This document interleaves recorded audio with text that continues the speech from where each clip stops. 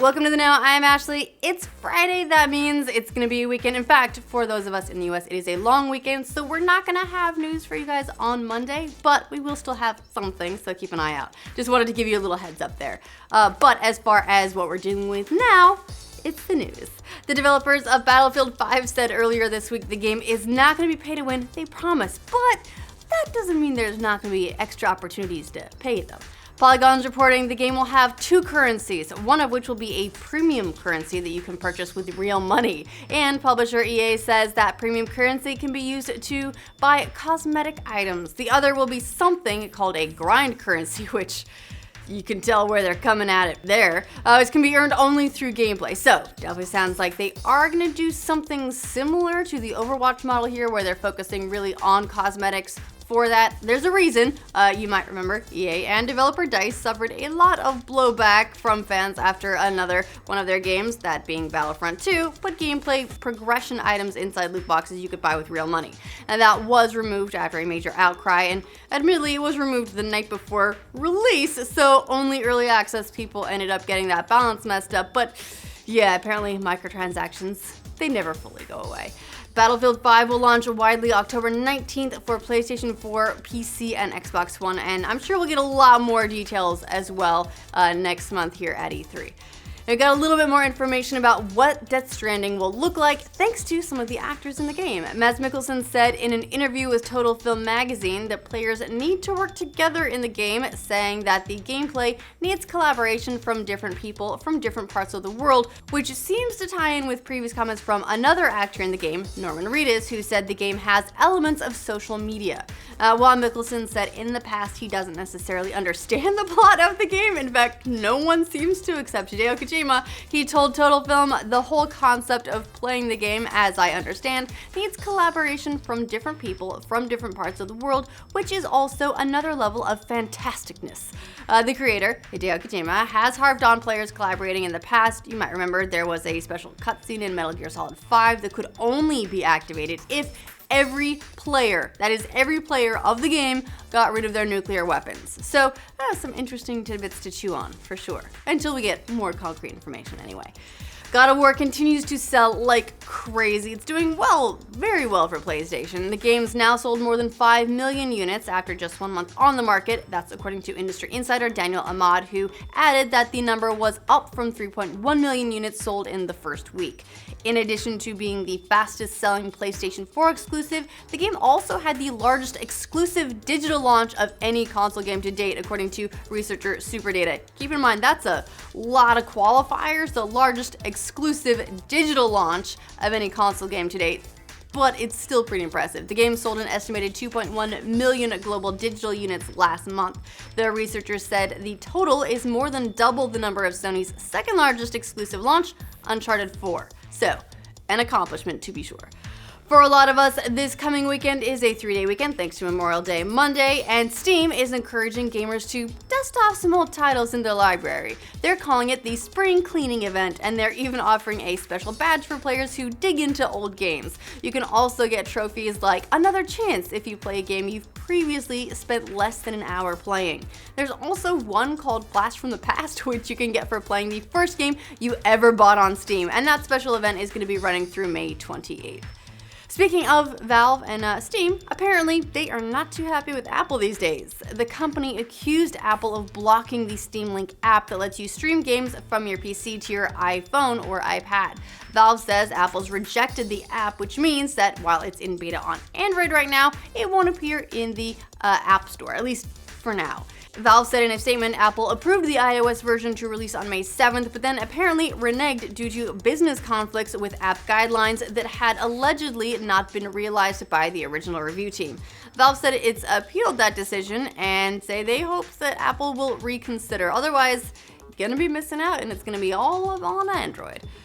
A superhero film is poised to break box office records once again, this time in the animation realm. Incredibles 2 is expected to bring in $140 million when it opens June 15th, which very narrowly beat out another Pixar film, Finding Dory, for the title of highest grossing opening weekend for an animated movie. It's fun to compete with yourself, right? Now, look, tracking isn't always super accurate, but it is at least a good indication of whether a movie's gonna do well or not. Right now, Incredibles 2 has a ton of awareness and audiences want to see what's new with the Parr family. I keep forgetting it's coming up that soon, but I'm looking forward to it. The first one was so great. We've been waiting for this one for a while.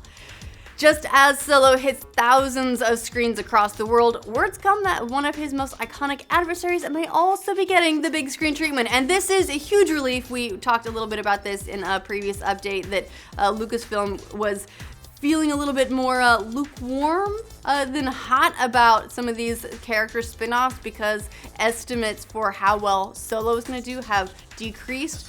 But maybe we don't need to worry quite yet. The Hollywood Reporter says that not only is Lucasfilm pursuing a Boba Fett standalone movie, they've hired Logan writer-director James Mangold to do it. Naturally, there's no plot information, but Mangold notoriously loves the Western genre and merged many of those tropes into the emotional and badass send-off for Wolverine. So it's reasonable to assume he might bring us some of that flair to this project.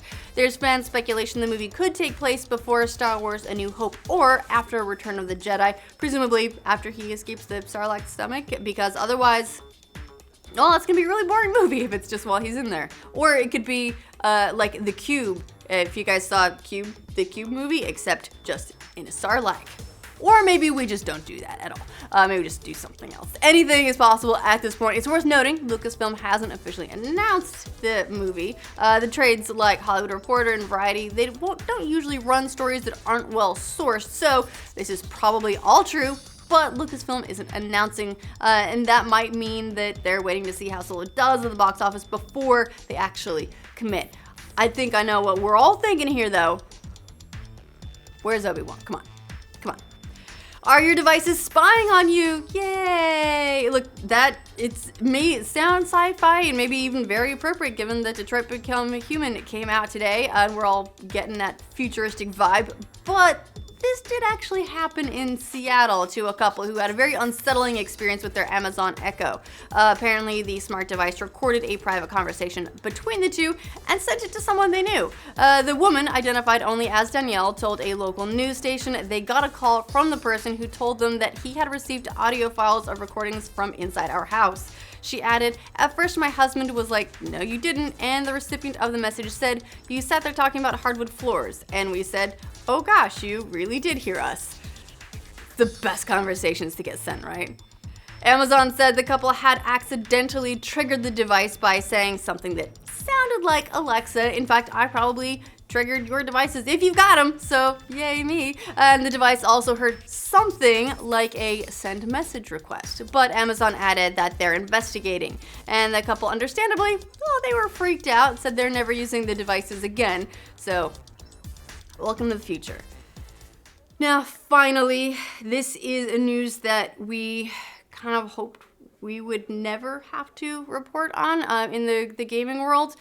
One of the most popular game critics, Totalbiscuit, aka John Peter Bain, has passed away. His wife made the announcement on Twitter yesterday saying, "Rest in peace, my dearest love," along with a very touching poem to him.